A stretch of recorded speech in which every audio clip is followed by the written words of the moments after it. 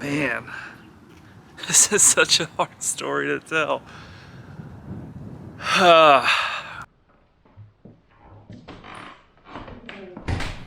We all have self-image. We all have what we feel like we look like to ourselves and to our family, friends, and just to the outside world.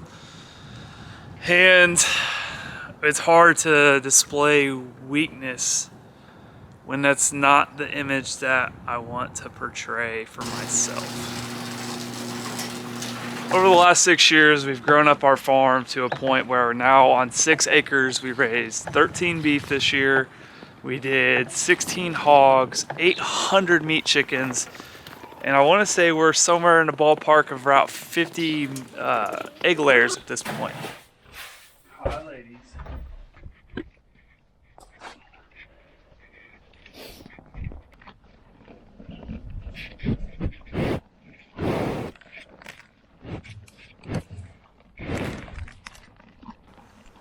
Hi, cows. We have done a lot of farming on a little bit of land. So 2022 is very tough. We raised a lot of animals on just a little amount of land, and the workload was always split between 2 people, myself and Olivia. And then Lincoln came along in 2020, and then we were blessed with a second healthy baby in 2022. But unfortunately, Olivia was put on bed rest. Now, anyone who has met her or watched our videos knows Olivia is a strong, independent woman who don't need no man. And that's awesome. And I hope I can raise Sydney and Lincoln to be independent children that don't need anybody. I've also am under that same mindset that I can do anything. I've always worked hard. I've never said no to a task, and I've never had to ask for help.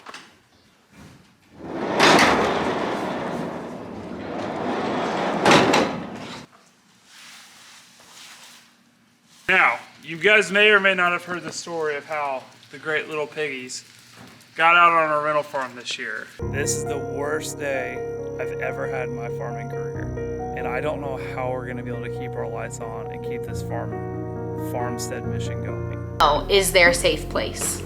He rolls it out on the ground and the pigs immediately jump into the middle of it and lay down. It's a tragedy. Thought we were losing the farm. I thought it was all over. Thought this whole farming thing was coming to an end. Now obviously, the pigs getting out took quite the emotional toll on us. Not just the fact that they got out and we thought we were losing everything, the mental toll of trying to figure out how to get them back, but I guess neither of us realized the physical toll it took on us, not only chasing pigs, finding pigs, getting them wrangled up at midnight, getting them all loaded up and getting them back here the next day. Man, that is a lot of stuff that all happened in a 24-hour period. I had to miss work because of how serious that was. Oh, don't you guys know you're not supposed to eat hay? Hi, pig. Hi, pig. How's the snow today? Are we loving the snow? It looks like it mostly melted because I saw you guys out here playing earlier. Yeah, you guys having fun? Get down close and personal with the pigs, huh? Pork boys, what are we yelling about? Really? Really? We're being sassy right now? I know, I see you guys knock down your water. I do not appreciate that about you. I just don't. Because now, not only do I have to come in and love on you, which, you know, I do love doing every day, but now I gotta fill your water. Now, I've always had this weird thing. I've always felt invincible. I rarely ever got sick. I hardly ever got hurt. I've always been in really great health and in really great shape. Not just physically, but emotionally, mentally, and spiritually, I've been in great shape. But just something about putting 6 years into work into something, and then just to have that 24 to 48 hour period where, is this it? Are we losing everything? What's up, beautiful ones? Hi, Loretta. Hi, Dolly. Hi, Reba.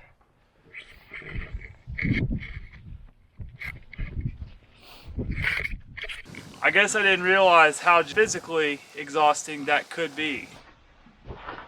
Hi, lady.